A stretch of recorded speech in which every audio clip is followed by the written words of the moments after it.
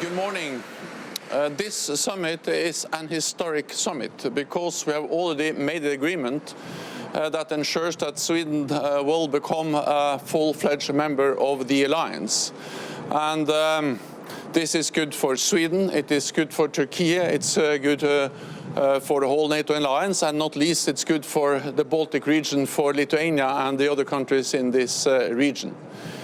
At the summit we also make important decisions, sending a clear message to Ukraine that we stand by Ukraine for as long as it takes, and expect allies also to reiterate a commitment to provide military support to Ukraine to help them liberate more land. On the membership issue, I also expect that allies will send a clear and positive message on the path forward towards membership for Ukraine. I have proposed a package of 3 elements with more practical support with a multi-year program to ensure full interoperability between the Ukrainian forces and the NATO forces. This will move Ukraine closer to NATO. To strengthen the political ties with the establishment of the NATO-Ukraine Council. We will have the inaugural meeting tomorrow with President Zelenskyy. And then to remove the requirement for membership action plan. This will turn the membership process for Ukraine from a 2-step process into a 1-step process. So all of this will send a positive and strong message. Then allies will also make important decisions to further strengthen our deterrence and defense with new defense plans and more forces on high readiness. We also agree that I also expect that allies will agree a more ambitious defense investment pledge where 2% of GDP for defense will be a minimum. And then lastly, I look forward to also welcoming our Indo-Pacific partners at this summit. This will demonstrate that security is not regional, security is global, and therefore I welcome the partners from Australia, New Zealand, South Korea and Japan.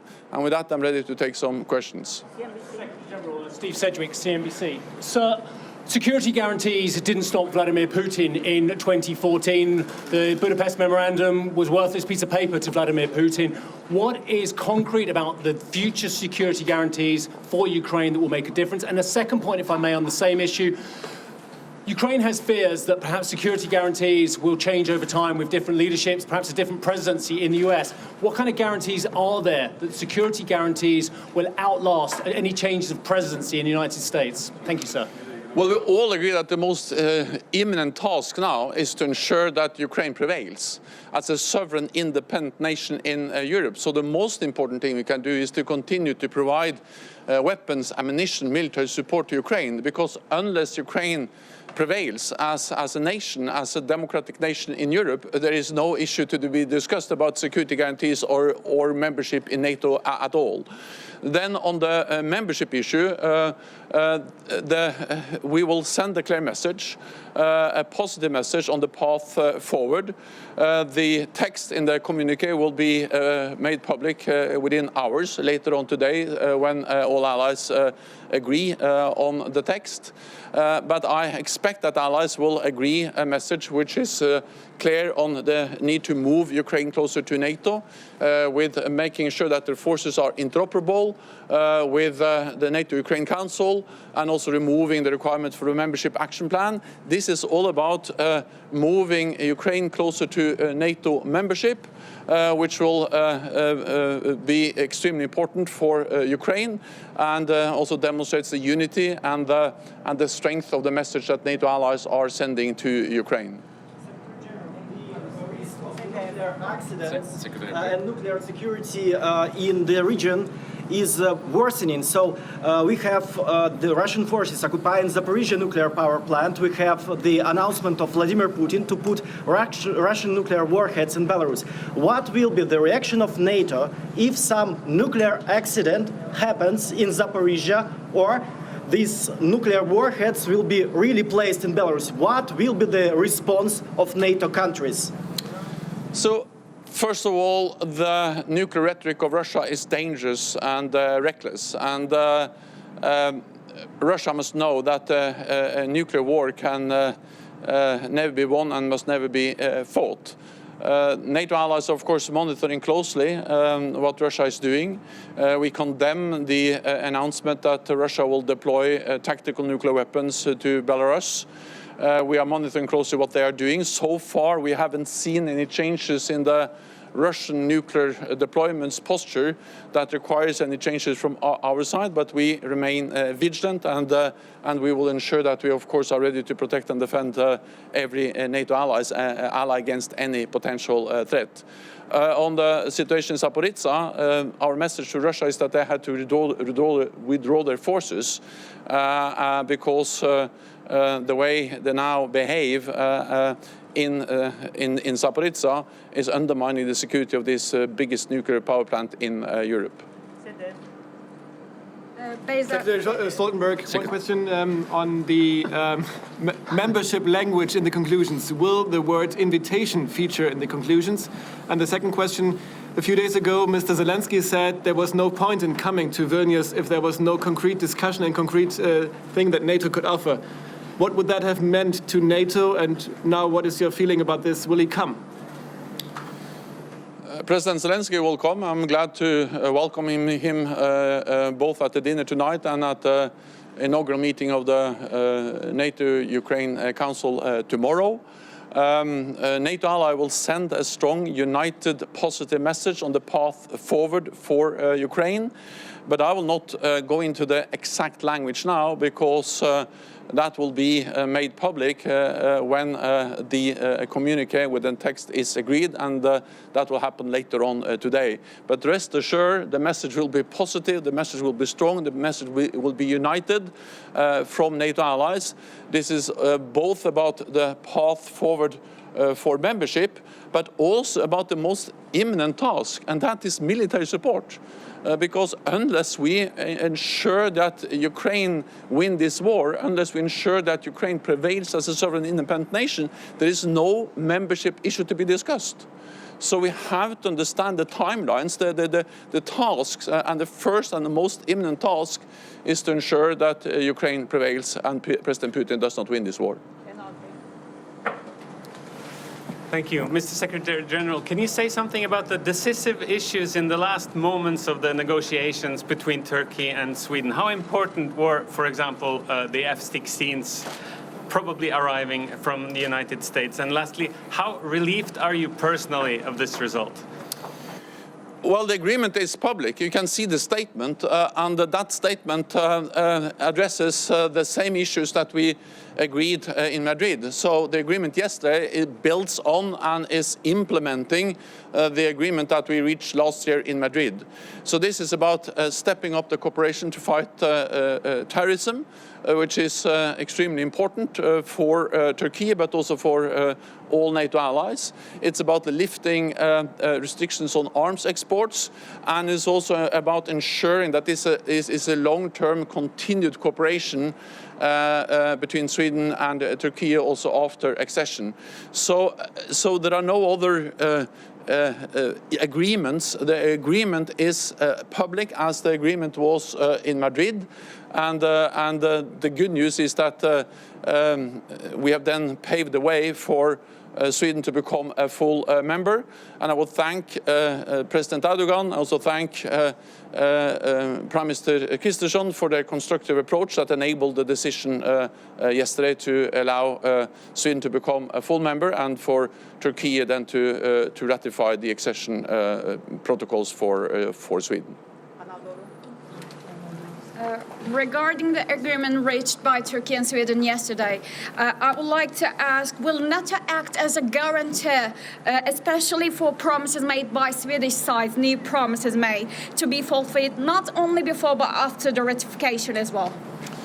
I'm absolutely confident that both Sweden and Turkey will adhere to the agreement and also that this will continue after accession.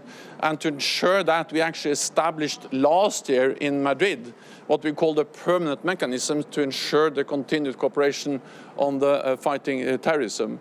And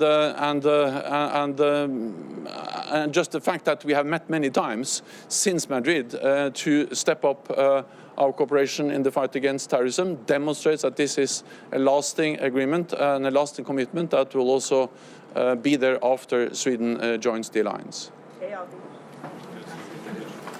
A question on the bilateral or multilateral security guarantees, which are not part of the NATO, as I understand. Can you elaborate a little bit what they will contain, which countries will participate, and as of what time they will be valid? So is it only when there's a ceasefire, when the war is over? So, and will it be concluded here at the summit? Thank you. At the NATO Summit, we will agree a package for Ukraine with more practical support, with stronger political ties, and also decisions to move Ukraine closer to NATO membership. And the exact language will be available later on today. Then some allies are also then having a bilateral or multilateral dialogue with Ukraine on a framework to have in place to ensure continued support for Ukraine. I think it would be wrong if I go into the exact language of that and also exactly how that will be made public. But of course, this will complement and supplement the decisions made at the NATO Summit. Secretary General, the question about potential Wagner mercenaries in Belarus. Are there any traces of their presence seen by NATO? Thank you. The answer is no. So far, we haven't seen any deployment or movement of any Wagner forces into Belarus. But of course, again, we follow closely what's happening, and of course, for Lithuania, a neighbor, it matters. NATO is here. We are ready to defend against any potential threat, but so far we haven't seen any deployment of Wagner forces to Belarus. Thank you, Ida Hallikainen from Ilta-Sanomat, Finland. How do you feel, was Finland's and Sweden's ratification process too slow, and what kind of message will the membership send to Russia? Thank you. This sends a very clear message to Russia, to President Putin, that NATO's door remains open. And that it is for NATO allies to decide on enlargement. Moscow, President Putin doesn't have a veto on NATO enlargement. And this is demonstrated by the fact that Finland is now already a full-fledged member, and that we yesterday agreed to also make Sweden a full member, that Turkey will ratify the accession protocols for Sweden.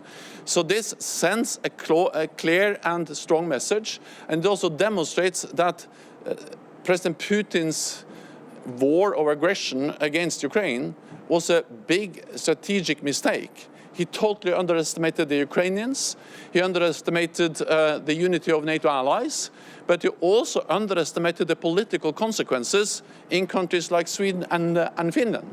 He went to war because he wanted less NATO. He's getting more NATO military presence in the eastern part of the alliance, and 2 new members, Finland already a member, and then Sweden soon to become a member. So that just highlights the big strategic mistake that President Putin made when he invaded Ukraine. Let me also add that this has been the fastest accession process in NATO's modern history. That's obviously the case for Finland, which is already a member, but also for Sweden. So this has actually gone fast. You have to remember that Sweden and Finland applied for membership in May last year. all in June, all our allies invited both Finland and Sweden to become members. Then Finland was ratified a few months later, and Sweden obtained this invitee status after the decision in Madrid, and now also their accession will be ratified. So this has been fast, and that demonstrates the unity and the resolve and the commitment of NATO allies to demonstrate that NATO's door remains open. One very last question, Mark Kyiv, Serbia. Mr. Stoltenberg, Mr. President Vučić said that he will ask a meeting with you. Do we meet, and when? And why KFOR allows special units for Pristina in the north of Kosovo and Metohija, despite Serbians, and can do anything with that? As I'm in regular contact with President Alexander Vučić, and of course I'm ready to meet. We are concerned about the increased tensions in Kosovo, and we call on all parties to de-escalate and to refrain from any action that can further increase tensions in the region. NATO is present in Kosovo. We have the KFOR forces there that are there to ensure security and stability for Kosovo and the people living in Kosovo. We execute our UN mandate in an impartial way, and NATO has increased its presence in Kosovo, added some 100 extra KFOR troops because of the instability and the violence and the tensions we have seen over the last weeks. Thank you so much. Thank you. Thank you. Thank you. See you later.